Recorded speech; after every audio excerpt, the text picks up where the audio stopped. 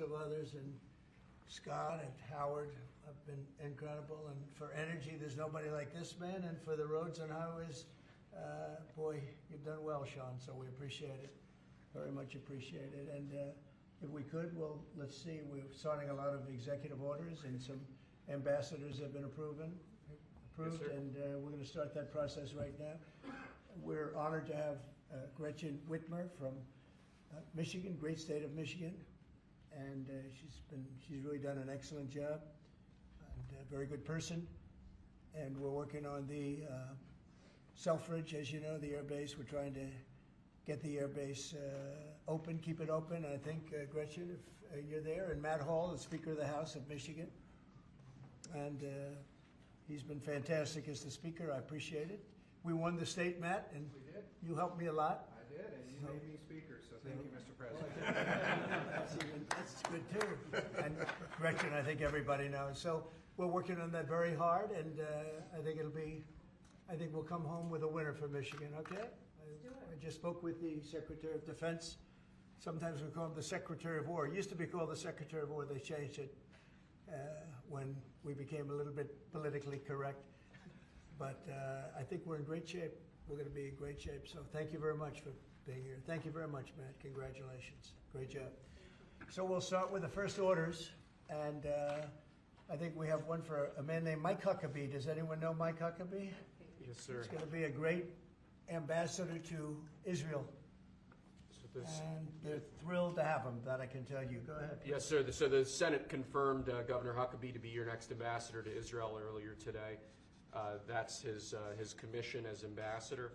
And then we also have a transmittal letter to the President of Israel requesting that he accept Ambassador Huckabee's credentials. He's going to be fantastic.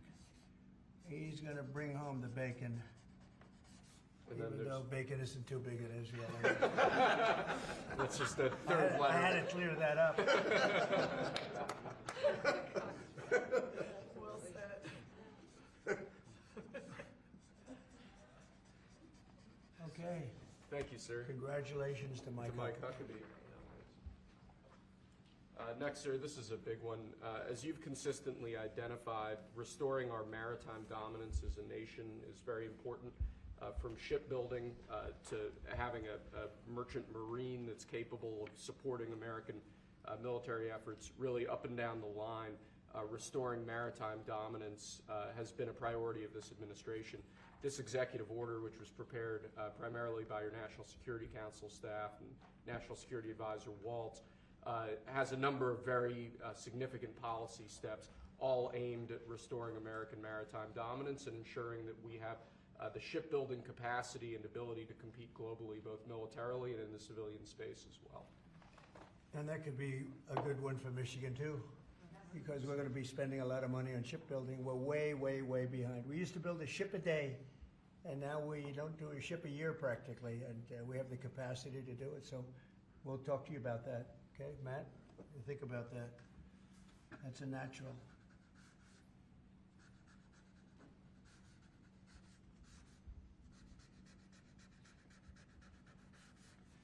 Okay, shipbuilding. That's a good one. Okay, thank you. Thank you, sir. The next executive order relates to defense procurement.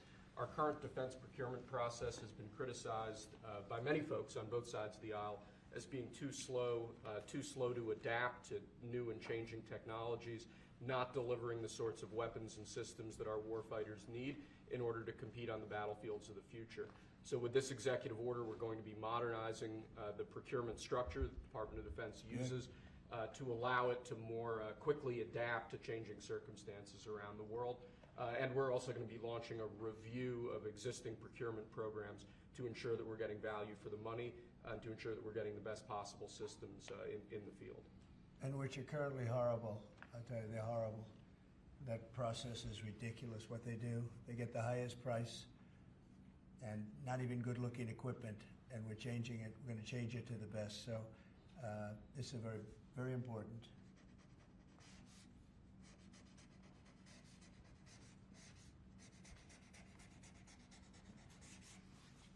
I want to say hello to Brooke. Well, sir. look at Brooke. She got the cost of eggs down 87%. 87% governor. We have somebody that's done a great job at Department of Agriculture, and Christy Noem, who perhaps a few of you have heard of. She has done the most unbelievable job as somebody that's watching over our country at the border, and with Tom Holman and your whole staff of tremendous people. So thank you. Who would think that she is like meant for that job, huh? She's meant for it. So I just saw you there both. Thank you very much. Thank you. Good. We'll do it later, please. Thank you, sir. Lastly, in the defense space, one persistent issue that we've had in terms of the issue of foreign defense sales, that we're unable to provide weapon systems in a reliable, effective way to key allies of ours, and a key driver of that is inefficiencies and inconsistencies with the process by which we approve foreign military sales. So this executive order is going to direct your Department of Defense, Department of State, other relevant departments and agencies to rework our system of foreign defense sales to ensure that we can provide equipment, creating American jobs and providing obviously revenue to American defense manufacturers, but provide key military equipment to our key allies in a reliable, effective way. Okay, that's good. All very important.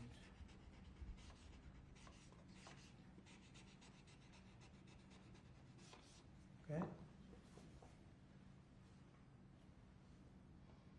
Because our budget is just about approved, and it's a big budget, and we want to spend the money properly, get the best equipment in the world. We rebuilt our military during my first term, rebuilt it entirely, beautiful.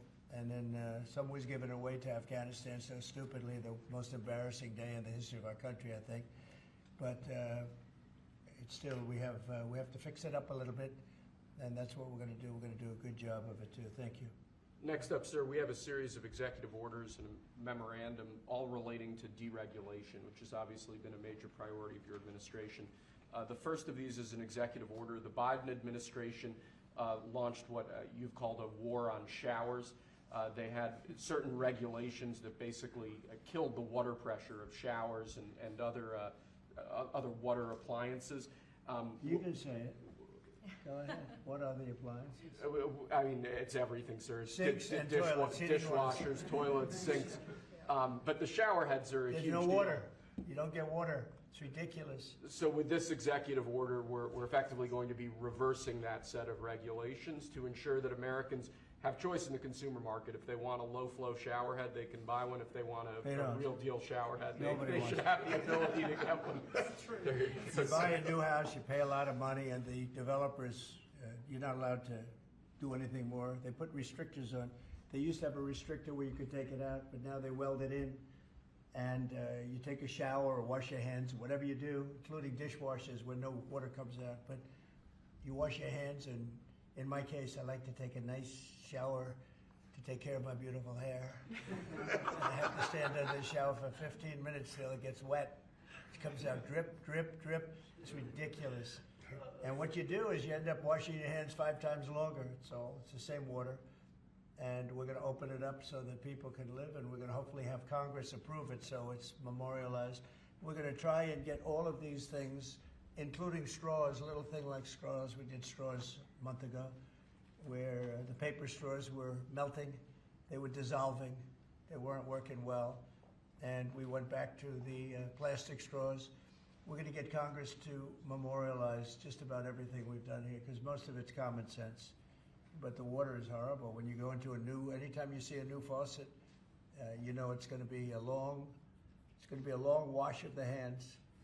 And so we're changing. It's a big deal. I did it in the first administration. Biden came in his first week, and he had no idea what he was doing, but somebody told him to do it. In his first week, he put the restrictions on all the bathroom utilities. Even in areas that have so much water, they don't know what to do with it. You see those areas all the time with the flooding. So we're doing that, and we're going to get all of the things that you've seen. I think we set a record. We're up to almost 200 and 500 amendments nobody's ever done that. We're going to get them approved by Congress, so they're memorialized. And we look forward to doing that. It's very important. And Congress is going to start working on it as soon as we get the big, beautiful deal done. The big, beautiful deal is important. The biggest tax cuts in the history of our country, that's important.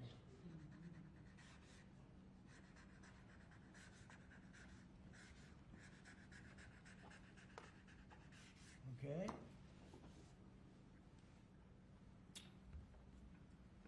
Okay, is that okay? Good. It's a 10. Take a good shower. We rate the signatures. That was a 10, that's why. This is another executive order relating to deregulation, sir. There are a lot of regulations on the books that either promote monopoly directly or prevent new market entrants from entering into a given market. The net effect of that is very negative for consumers. So what this executive order is going to do is direct your departments and agencies to work with the FTC, with the Attorney General, with the Department of Justice, to ensure that the regulations we have on the books don't function as anti-competitive barriers to new market entrants. The net effect of all of that is going to hopefully be market forces that redound to the benefit of consumers and ordinary Americans as opposed to monopolistic businesses. I said yesterday, he was a great, great student at Harvard before it went bad. It's gone really bad. Now they're teaching their students mathematics, basic mathematics. Can you believe it? So what does that mean? They're allowing people in that can't add 2 and 2? What's going on at Harvard? I went to law school there, sir, and it was pretty liberal when I was there, but it's gone way off the deep end in recent years. I don't know if you read that. They're teaching them basic mathematics, people that got accepted to Harvard. How come they got accepted if they don't have mathematics? And we're holding back $8 billion. Can we believe? We give Harvard $8 billion. And we're holding back Columbia. We're holding back a lot of the schools because they were woke. And they've hurt a lot of people. Okay? Thank you. Thank you, sir. Okay? There are a large number of regulations on the books. These are regulations that are currently in effect that we believe blatantly violate the law, blatantly violate Supreme Court precedent that otherwise are just blatantly illegal. So what this presidential memorandum does basically just directs the heads of your departments and agencies to follow the law and to cease enforcing regulations that are blatantly illegal or unconstitutional. It's a big deal.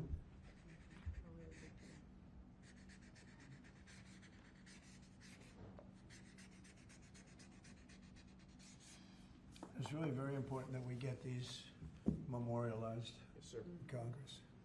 Very important for the long haul, right? Yes, sir. This is the last of our deregulatory EOs for the day. This is zero-based regulatory budgeting. The idea here is that over time, regulations accumulate on the books and in the Federal Register, and people aren't taking a close, detailed look at what's on the books and clearing them out as times change or as regulations become dated or ineffective. What this executive order is going to require is each of your departments and agencies to scrutinize on a continuing rolling basis all of the regulations they actually have on the books and sunset those that either no longer serve a purpose or the departments and agencies can't identify a specific reason for keeping them active. Okay?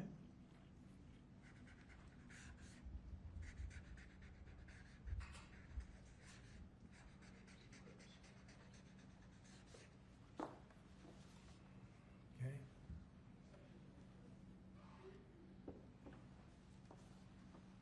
Thank you, sir. Sir, you've taken action against a number of law firms that have in one way or another been involved in the weaponization of government or actions of lawfare. One of those law firms is Sussman Godfrey, similar to what we've done previously with other law firms. This is an executive order that takes certain measures against Sussman Godfrey to ensure that they can't access government resources, government buildings, scrutinizing certain aspects of their practices as a law firm, given their previous activities.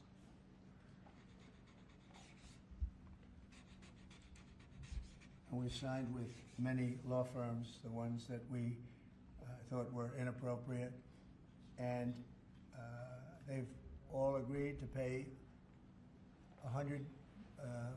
let's say $1 million. They went for some pretty big numbers. I guess we have a total, what do we have? What's the total about? What's the total right now, Steve, about, would you say? Getting close to probably 600-700 million now, I would think. We've multiple at 100 million, some at 125 million. So the numbers are adding up. We're going to be close to $1 billion soon. One at $40 million. Millions of dollars an hour. But they don't admit guilt. Remember that, they don't admit guilt. But, and we have another 5 to go, I think, 5 of them. And this one is we're just starting a process with this one. Yes, sir. Because there were some very bad things that happened with these law firms. And this firm is very involved in the election misconduct. Weren't they all involved in the election misconduct? I think they were all involved. Yes. Anyway, so they went from $40 million to $125 million. And most of them are at about $100 million, right? All right.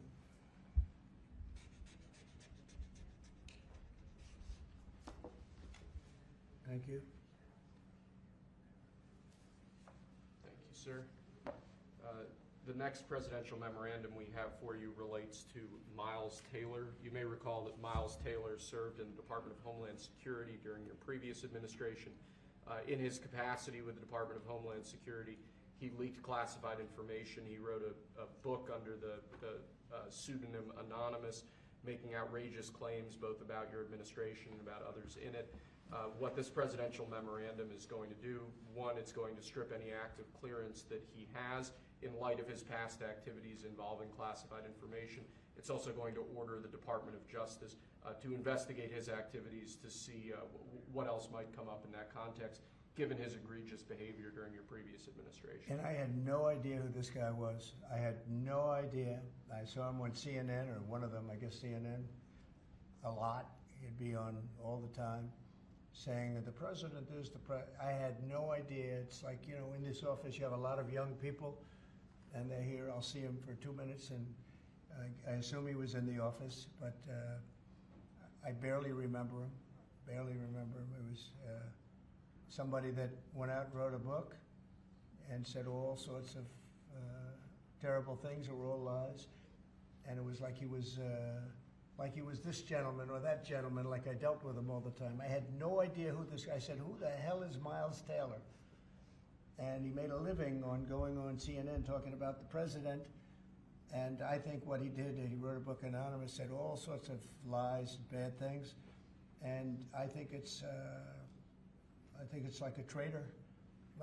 It's like spying. He walks into the office. He's supposed to be sitting here. A lot of people, you know, I'll be here and there'll be 20 people standing in the room. There'll be oftentimes young people in the office. I assume he was one of them at least.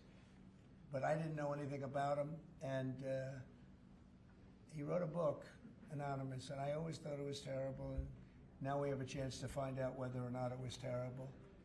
But it was a work of fiction. Got a lot of publicity. Got himself a nice job with CNN, or one of them. And I think we have to do something about it. You can't have that happen. If that happens to other presidents, it wouldn't be sustainable for other presidents. They seem to be able to sustain. But if that happened to other presidents, I mean, it's just unfair. And if it was a Democrat president, I'd say that's a terrible thing. A thing like that can happen. That's a terrible thing. And it's time to find out whether or not somebody can do that. Can they write a book about very confidential meetings, and, you know, because they happen to be one of a lot of people in a room, and they go out and write a book, and worse than that, call it anonymous, like it's a big deal, and everybody say, who is it? Then it was found out who he was a long time later, and he got a lot of publicity off that one. He's like a promoter. But we're going to find out whether or not somebody's allowed to do that. I think it's a very important case, and I think he's guilty of treason, if you want to know the truth, but we'll find out. And I assume we're recommending this to the Department of Justice. Yes, sir.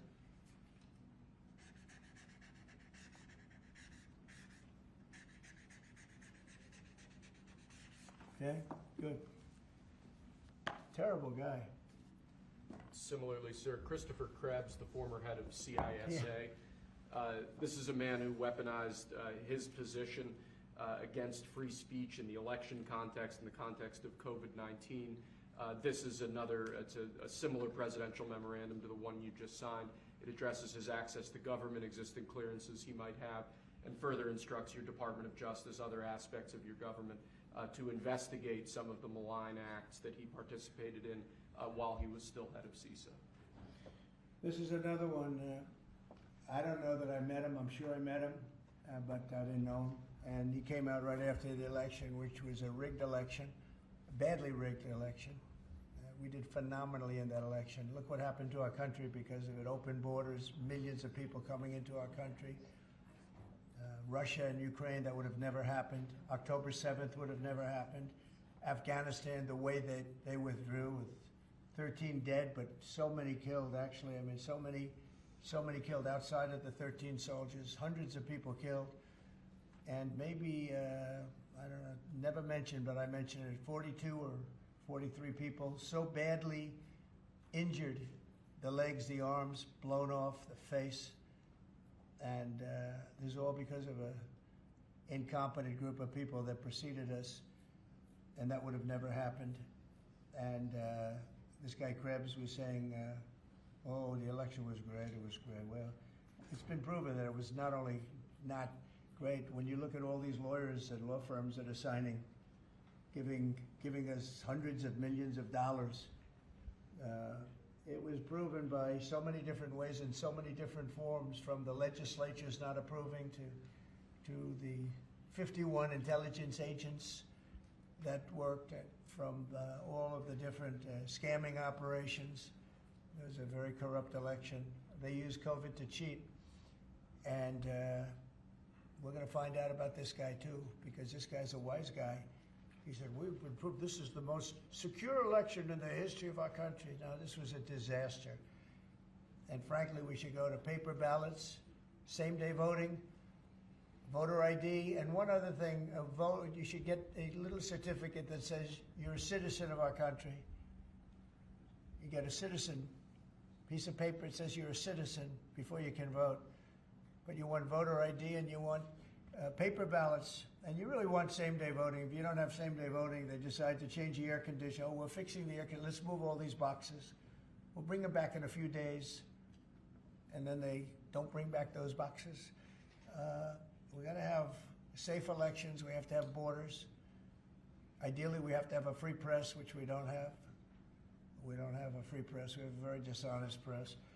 This is an honor. We're going to find out whether or not he was right. This was a disgraceful election, and this guy sat back saying, well, I'm a member, like he's a Republican or something, and almost right from the beginning.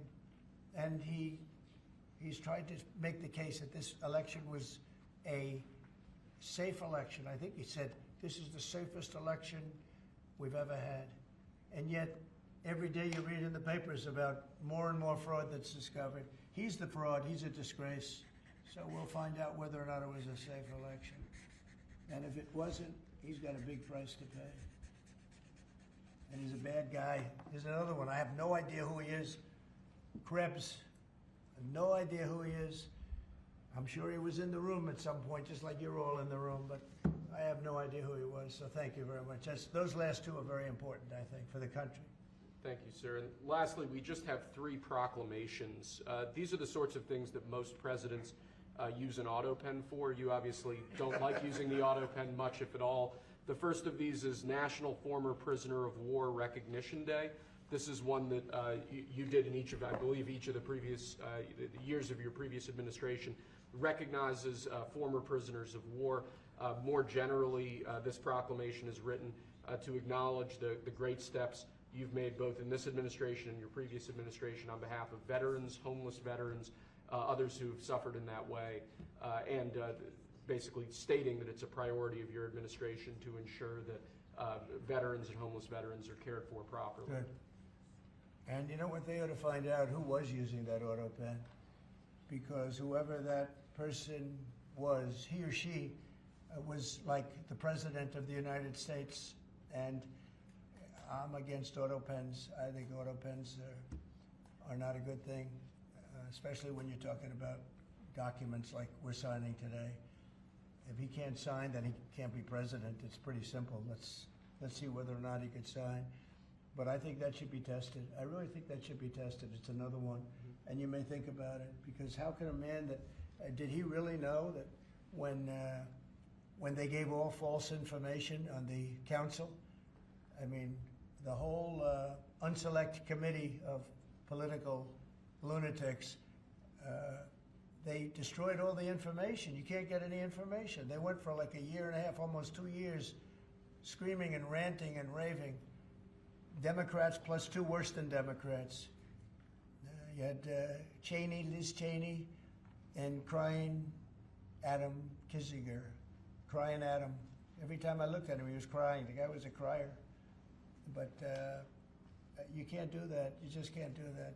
So we're going to find out a lot. I think we're going to find out a lot. These last 3 or 4 have been they've been very, very interesting. We'll see what happens. Sir.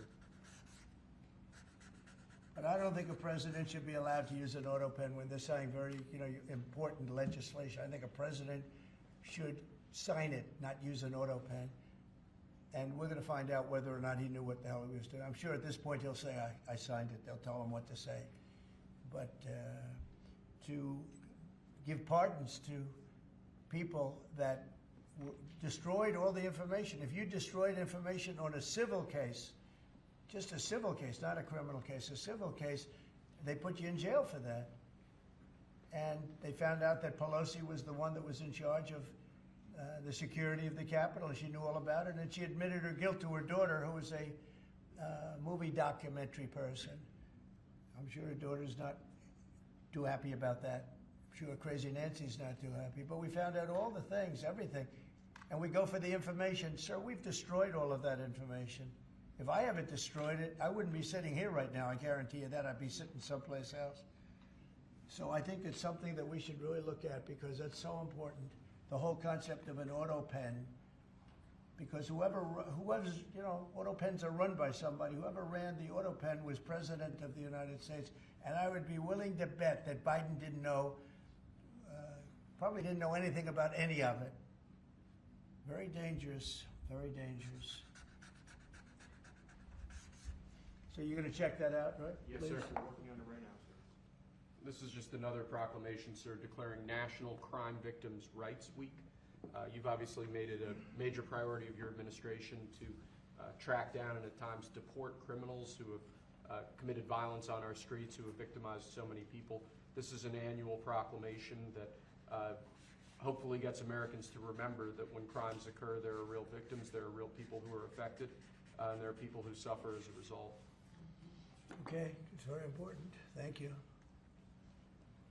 I just want to add, so we're working very hard with Democrats, the governor, with Matt Hall, with a lot of transportation, Sean, and all of the people trying to keep Selfridge Air Force Base open, strong, thriving, and I think we're going to be successful, Governor. I think we'll be very successful at that. We've gotten some good feedback from Pete Hegseth and Department of Defense, and they're talking about F-16s, they're talking about F-35s, et cetera. It's a great piece of property, it's a great location, and it's a great state. So I think we're going to come back with a very good answer. We're also working on a certain fish that's taken over a beautiful lake called Michigan, right? And that's a tough one. That's a tough one. It's very. Do you want to just talk about that? Sure, Mr. President. Yeah. First of all, I want to thank you for caring so much about Michigan. We've been working a long time. We couldn't get Joe Biden to do anything about either one of these issues, particularly Selfridge Air Force Base. It'll be critical to Michigan's economy and our security when you're able to deliver us another mission there. But on the Asian carp, for years, when Obama was there, we could never get anyone to do anything about this invasive species that's going to destroy our Great Lakes. You know how important recreational fishing and so much of that is to our state. Because of your work, we're hopeful that we'll get a solution there and we'll get that barrier built so we can protect our Great Lakes. So thank you, Mr. President. And they're very powerful fish. I mean, I see them, they jump out of the water. They jump at the fishermen. I mean, I've never seen anything like it. And has this gotten into any of the other lakes yet? Because you would think it would be pretty easy because they're all sort of connected. Hey, Governor? It's why we're working so hard to make sure that, we work with the Army Corps and erect a barrier so that the Asian carp can't Right. get into Lake Michigan. It'll devastate the ecosystem, the economy, tourism. Sure. And it's 20% of the world's fresh waters in the Great Lakes, Mr. President, which is why it's so important that as a nation, we protect the We better pristine stop it waters. now. Yep. And, all of a sudden, I assume the lakes are all interconnected, right? Yeah. So at some point, they're going to be in the other lakes. And so we're going to work hard on that. I spoke with the Army Corps of Engineers, and they have a method. It's a pretty gruesome method, but it's a method. And I think they know what to do. So we're going to work on that very hard. And thank you, Governor, very much. Sort of a bipartisan thing when you get right down to it. Yep. It's a very expensive thing, actually. It costs a lot. I looked at the numbers. I said, well, but we have to save Lake Michigan because these fish, they eat everything in the way, including the other fish. They eat everything. Are people endangered by the fish? I think they're gonna eat all the fish there. We won't be able to fish anymore, and that's a big deal in Lake Michigan. There's a lot of fishing, recreation, so it's gonna be a problem there. But you're right, it's bipartisan, sir, but you're the one taking action on these issues. We couldn't get Biden to do it on Selfridge. This thing has been delayed for, 15 years where we were trying to do it. It started under Obama where we were trying to do it. He wouldn't do anything about it. So we appreciate you paying so much attention to this and taking action, Well, sir. I would. And the governor, in all fairness, called me about it. I had seen it, and she called me, and John James called me. And, we spoke with your office, and it's, I want to put that down. Really is bipartisan. It's great to see it, actually. It's great to see that. And that includes Selfridge, too. And we're going to get it done, and we'll all stand there together and cut a ribbon, okay? Gretchen, good. That's good. Thank you very much. It's, I'm glad you brought it up, and I'm glad you brought it up, Matt. Appreciate it. And I know you two get along pretty well, right? About 70% of the time. That's Very it. good. I think you do. All right, good. We'll have something to celebrate pretty soon, so pretty sure about that, okay? Thank you, Gretchen, very much. Okay, do you have any questions? Mr. President, where does the TikTok deal stand, given what we've seen, the tariffs Well, to it's moving China? along, but obviously I would say right now China's not exactly thrilled about signing it. We have a deal with some very good people, some very rich companies that would do a great job with it, but we're going to have to wait to see what's going to happen with China. So, Mr. President, still on the table. no, it's on the table very much. I think China's going to want to do it, actually. Mr. President, Can you explain more of what you believe is the end game with China? Are you waiting for President Xi to blink? How do you think this is all going to be resolved? Look, for years we've been ripped off and taken advantage of by China and others, in all fairness, but by China, that's the big one. And it's just one of those things. We're making $2 billion a day right now, this country. $2 billion a day with tariffs. And they were making $2 billion a day. We'll be making more. Now when you see what happened today, I don't know if it's still there. I looked an hour ago, but we were up like close to 3,000 points. Nobody's ever seen a day like that. I think that's a record, isn't it, fellas? Definitely. Is that a record? Who would have thought we were going to have a record like that after watching? But because the geniuses of the world, they get it. Our country is very strong. We were left a very, very weakened country, both economically, financially, because of all of the tariffs and all of the other companies just raiding us and ripping us off. And also at the border where 21 million people were allowed to come in. Many of those people were criminals. And but the people that do this for a living, and some of them are very smart and some of them aren't smart at all. But these guys are very smart, and my group is very smart. My whole group is smart. And you've done so amazing on the border. I read the other day that there were 9 people and hundreds of thousands 2 years ago with Biden, and we had 9. We had it down to 9, and they were all let in for medical reasons. They were in bad shape. We let them in for medical reasons, not even for anything else. So you've been amazing. But that's a big thing. I think it's one of the greatest problems that I've never seen anything like it. open borders. The whole world was emptied out. Prisons from all over the world, from the Congo, in Africa, from Africa to Asia, a lot in South America, but it wasn't just South America. Prisons emptied out, and I said it outside with the drivers before, but El Salvador has been amazing, a job that the president's done. He's coming to see me next week, and we look forward to that, but that's really been amazing. Yes? Mr. President, the EU also announced increases in tariffs today. Why Oh, not that's treat? bad timing for them. That's bad timing. Why not They treat said it them right in in China? They didn't put them in. No, they threatened Oh, them, I but they think picked a later date, which our expectation is Oh. it's going to be later still.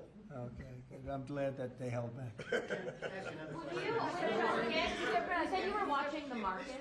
If this was the strategy all along to bring them to the table, why did you instruct or advise, or maybe they did it on their own, some of your top aides to say this is not a negotiation, to hold the line, that they were going to hold the line, that you were not going to change Well, a your lot mind? of times it's not a negotiation until it is, and that happens. And, I said outside that you have to have flexibility to do it right, and that's what we have. We brought everybody to the table, and it may not be a negotiation, it may not last. I mean, things may be asked that I think are not fair to us. Look, we've been ripped off by essentially everybody for 35 years. This is not just a new thing. And Roger Penske just left. He's a great gentleman, great man, actually. And he said no other president would have had the guts to do this. And I believe that's right. They wouldn't have done it. They should have done this a long time ago. A long time ago they should have done it. I started it with China. I took in hundreds of billions of dollars in tariffs and taxes from China in my first term. And we had the greatest economy. We were up 88% on the stock market. That was the greatest ever in the history of our country. But it had to be done. It's something that had to be done.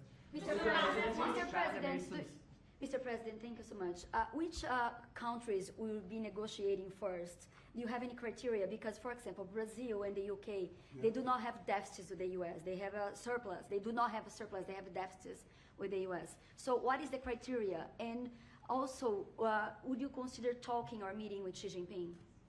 Oh, sure. I would. He's a friend of mine. I like him. President Xi, I like him. I respect him. But they haven't treated our country right. Sure, I'd meet with him. On the other countries, we have Japan is here, and South Korea is here, and others are here, and we're trying to see them. It's, from what I hear, it's much more than 75. I said 75 plus. So many. It's everybody wants to make a deal, actually, and we want to do what's right for our country. We also want to do what's right for the world. The world is important. I mean, it's the world, right? And I think we're going to make a lot of people very happy. And I think investing in the United States of America will be the greatest investment that anybody's ever made. Mr. President, do you still expect to see the sectoral tariffs, so the pharmaceuticals, steel, is that something you're still considering moving forward with? Yeah, well, I will be, because we want them coming back. We realized during COVID that we don't make our drugs and our pharmaceuticals in this country. So I realized that, and it was a big realization. We had to go to China to get drugs. We had to go to other places. I won't even mention the names, but we had to go to other places. We don't make it, and that's because we let them leave. And now if they want to come back, we're going to, and it'll be approved very quickly. And they'll get their zoning very quickly. They'll have everything done in a matter of months. Thank you, sir. You've procured a record amount of private sector investments since your election, $7 trillion. You talked about the importance of all that. Can you talk about how these investments will have a positive impact on families who felt like the previous economy left them behind, and why your executive orders on coal yesterday is so important given the amount of manufacturing that you're ushering back in? Good, thank you. And which is correct. We have, I would say, more than $7 trillion now, right, of investment coming in. Apple is coming in for $500 billion alone. We have other companies coming in with massive numbers. We have car companies that are coming in. We've never seen anything like it. Maybe in the 1940s or 50s or something, but we've never seen anything like it. They had 3 plants canceled in Mexico. Not that we want to hurt Mexico, but we're for us. And that's what my job is. It's not to take care of other countries, but I want to I want to help other countries as much as I can, but we have to take care of America first, and it's about America first. So we have many, many companies coming in that would have never come in if we didn't win the election and then put the tariffs on. And they're coming in because when they build in the United States, there are no tariffs. You don't have to pay any tariffs. So instead of paying 30, 40, 50% or 25%, but it could go a lot higher in some of the industries. So we have steel mills right now that are raging. The steel industry was gone. If I didn't put the tariffs on steel, because China was dumping massive amounts of steel in my first term, and I put tariffs on it, I saved the steel industry, but now it's going to thrive, maybe like never before. I mean, if you go back to U.S. Steel from 90 years ago, it was incredible. It was the #1 company in the world for a long time. That's why we don't want to see it go to Japan. And we love Japan, but U.S. Steel was a very special company. We don't want it to go to Japan or any other place. So we're working with them, and I don't know if they need any money now. I'll be honest with you, they hit gold. They hit gold because if you look at it, they have such orders for steel now. It's incredible. What's going on in our country is incredible with respect to plants. So we lost 90,000 plants and factories from the beginning of NAFTA, the worst trade deal ever made in the history of this world, but certainly in the history of trade. There's never been a worse trade deal. We were able to cancel that. We had to get approval from Congress. It was like a disastrous curse because you had to go to Congress to get it terminated. You couldn't just terminate it because it was a bad deal. And you had people in Congress that didn't want to do it because they had other reasons, maybe bad reasons. They're mostly not there anymore, those people. But it's amazing what's happened. I appreciate that question because it's incredible. I don't think we've ever seen anything like it. $7 trillion, and it's much more than that because these are places that we know. $7 trillion is unheard of. I never looked at the Biden numbers, but you could go a whole year, and it was peanuts. Everybody was leaving. They weren't coming in; they were leaving, and that means jobs are leaving. And so we're not playing games. We're going to make this country greater than ever before. Thank you for that question. Mr. President, it seems that China's made some. Let her just do that. Oh, yeah, absolutely. We'll get you. Thanks. For the past few days, we've heard from this administration no pause. Was this idea of doing a pause, did that just come about this morning? Can you tell us exactly what came into consideration for you and your advisors? For a period of time, I wouldn't say this morning. Over the last few days, I've been thinking about it. I've been dealing with Scott, with Howard, with some other people that are very professional. And I think it probably came together early this morning, fairly early this morning. Just wrote it up. We didn't have the use of, we didn't have access to lawyers, or we just we wrote it up from our hearts, right? It was written from the heart. And I think it was well written too, but it was written from the heart. It was written as something that I think was very positive for the world and for us. And we don't want to hurt countries that don't need to be hurt. And they all want to negotiate. The only problem is, you can only do so many at one time. We want to do it right. We want to get it right. We want to take care of them, but we have to take care of our country. So, but this was something certainly we've been talking about for a period of time, and we decided to pull the trigger. And we did it today, and we're happy about it. I didn't know it would have that kind of an impact, but it's, I think they have the biggest increase in the history of the stock market. That's pretty good. You're almost, if you keep going, you're going to be back to where it was 4 weeks ago. But it was a sick market 4 weeks ago, because this trade was sick. It was only a question of time. I don't blame the tariffs. I think the tariffs just sort of magnified what was happening. It was sick. Biden allowed these people to get away with murder. Biden allowed China to just take advantage of us. We had like $1 trillion deficit with China, $1 trillion deficit. So that was going to only be a matter of time. I think the tariffs brought it out faster, and they magnified the problem.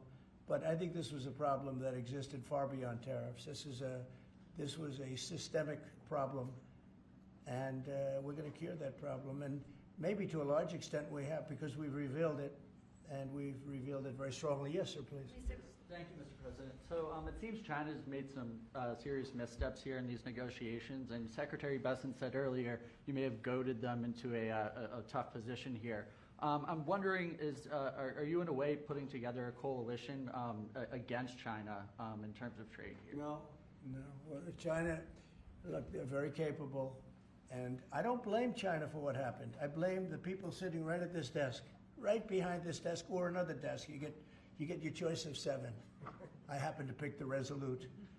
But I blame the people sitting behind in this chair, behind this desk, for being stupid, incompetent, or not having courage. This should have been done years ago. This should have been done before Obama, in all fairness. Not only Biden, Obama. This should have been done many years ago. This started with the World Trade Organization, which was owned by China. It was owned and paid for by China. They didn't even have to do things. They considered them a nation that was undeveloped. They said they were a developing nation. Well, we're a developing nation too, if you think about it. Look at our inner cities. Look at what's happened. I think we're starting from ground zero there, right? So we're a developing nation too. No, I don't. I know it's a lot of people take heat for saying it, but I blame the people sitting at this desk more than I blame China. If China can get away with what they got away with taking hundreds of billions and trillions of dollars right out of our pocket because our people here were stupid. They were stupid people. Maybe corrupt, I don't know. I don't know how you can be that stupid. How do you get to be president and you're stupid? But they certainly weren't courageous, and they allowed this to happen. And with Japan and with many other countries that took advantage of us. I mean, we had deficits with almost every country. I used to read these things. First term, I'd read them. I'd actually read the agreements. I'd say, how could anybody agree to this stuff? So certainly they were rough, and they were tough, and they were smart, and you can blame them, but I really blame the people that allowed them to do it, because you know, if you could read first grade and you could read these agreements, you'd say, these are terrible deals. I actually used to say, who would allow deals like this to be made for our country? And maybe it's people that didn't care. Maybe it's people that weren't courageous. Maybe it's people that were corrupt. I don't know. But I blame those people more than I blame anybody else. Mr. President, you've been very specific in saying that you would like the EU to purchase U.S. energy. Is there something specific that you would like China to do? Well, you'll be hearing about that. Yeah, there are a lot of things I'd like China to do. Are there some examples? There are a lot of things that I want China to do, and I'll be telling China what that is. Not you, but I'll be telling China. Mr. President, Iran, you said the other day that if they do not agree to a potential nuclear deal, that it would be very dangerous for them. What specifically Well, they did you can't mean? have a nuclear weapon. Did you mean military action, though, if they don't agree? Oh, if necessary? Absolutely, yeah. And do you have a deadline for these Yeah, talks? I do. And You're talking about with Iran? Yes. Yeah, I they're do. saying it's not Do you have negotiable. something definitive this weekend, or do you see this as the start of a process? It's a and- start. Do you have a timeline? We have a little time, but we don't have much time, Who is starting the because we're not going to let them have a nuclear weapon. Is Can't it let them have a going nuclear to be weapon. there, Mr. President? And we're going to let them thrive. I want them to thrive. I want Iran to be great. The only thing they can't have is a nuclear weapon. They understand that. When is You know, the people are so incredible in Iran, and they're so smart. They're very smart people. But, you know, they're in a rough situation, rough regime. But they understand, and the leaders understand. And I'm not asking for much. I don't, they can't have a nuclear weapon, and I've said that. And I was a little bit surprised, because when the election was rigged, I figured they'd get the weapon, because with me they were broke. They were broke. They had no money because of the sanctions. Nobody could buy oil. We did that to Venezuela just recently, and we'll do it to other countries if we have to. When is the I want to see Russia and Ukraine make a deal. They got to make a deal. When schools get blown up and bad things happen, like I'm hearing about, it's no good. I hope we're going to make a deal with Russia and Ukraine. But with Iran, if it requires military, we're going to have military. Israel will obviously be very much involved in that. He'll be the leader of that. But nobody leads us. We do what we want to do. Do you When would have the an clock run update? out on the talks? Before Say- you might, when would the talks need to conclude before you might do military? I can't really be specific, but you know, when you start talks, you know if they're going along well or not. And I would say the conclusion would be when I think they're not going along well. So that's just a feeling. Mr. President, on the subject of U.S. troops stationed in Europe, do you have any plans to reduce the number of U.S. troops in Europe or in other NATO countries? Well, good. I mean, it depends. We pay for military over in Europe. You know, we don't get reimbursed by much. South Korea too. So it will be one of the things we discuss. That's unrelated to trade, but I think we'll make it part of it because it makes sense.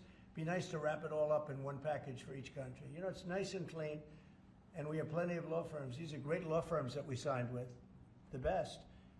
And I think part of the way I'll spend some of the money that we're getting from the law firms, you know, in terms of their legal time, will be, if we can do it, I think we can do it, using these great law firms to represent us with regard to the many, many countries that we'll be dealing with. We'll have good lawyers representing us, but we want to have good lawyers, and these are the best, considered the best lawyers in the world, right? I mean, considered the best in the world. I don't know. They just went off a little bit.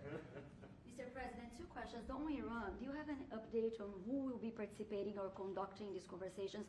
Will Witkoff be there on Saturday for these direct talks? And on China, some economists are saying that right now is technically embargo on China with 125% tariffs. Are you concerned of escalation beyond the trade war with China? No, I'm not concerned. I think President Xi is a very smart guy, and I think we'll end up making a very good deal for both. But, you know, we've been treated so badly for so many years. Again, we allowed that to happen. We've been treated so badly for so many years. But no, I don't expect that. I think President Xi is one of the very smart people of the world, and I don't think he'd allow that to happen. And we're very powerful. This country's very powerful. Let me tell you, it's far more powerful than people understand. We have weaponry that nobody has any idea what it is, and it is the most powerful weapons in the world that we have. More powerful than anybody, not even close. So nobody's going to do that, but I think that if that's what you're referring to, maybe it's not.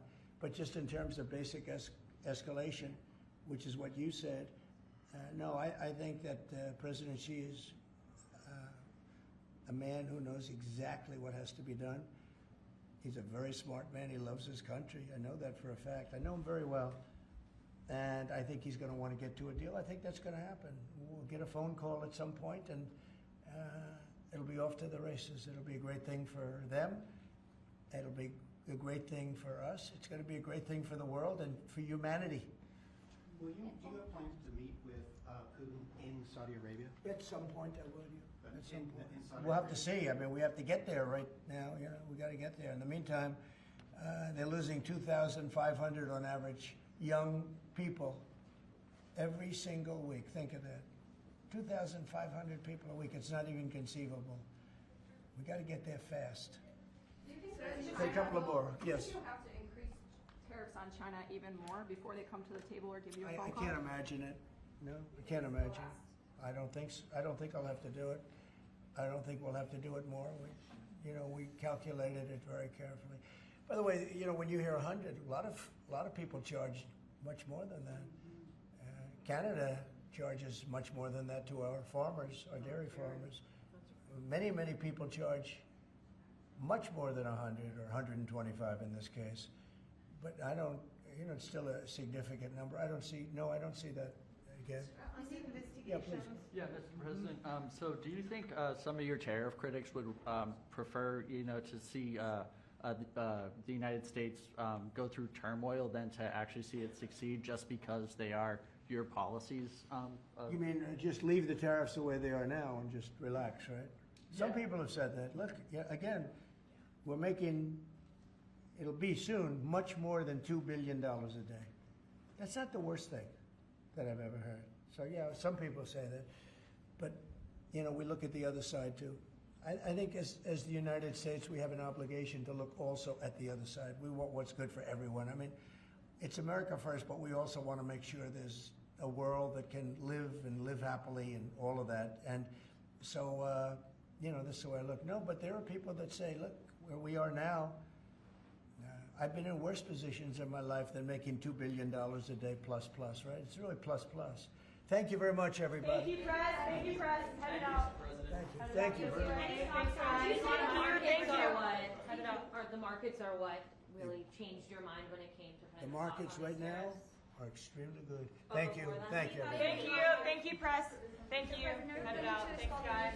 Here, this way. All right, this way. Thank you. Keep going. Keep going. Thank you. Thank you very much. Thank you, press.